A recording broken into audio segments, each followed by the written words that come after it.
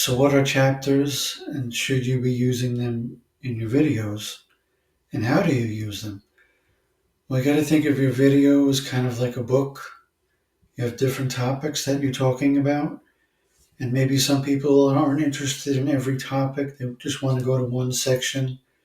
So how do they do that easily? Well, you make chapters for them. So how do you do that?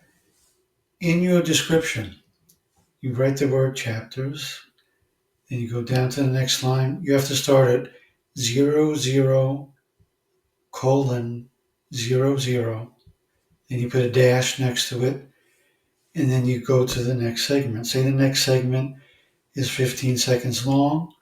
You go to 00:15, and you go to the next line.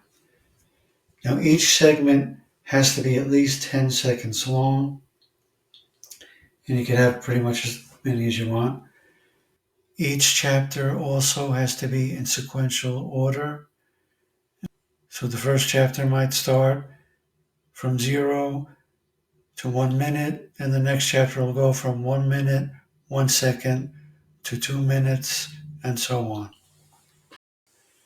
This is really useful if you're doing a tutorial video. You can go to one section very quickly and then you can go back and forth. Because in a tutorial, people are going to watch stuff over again till they learn it. So having a chapter is very convenient for them to go back and forth.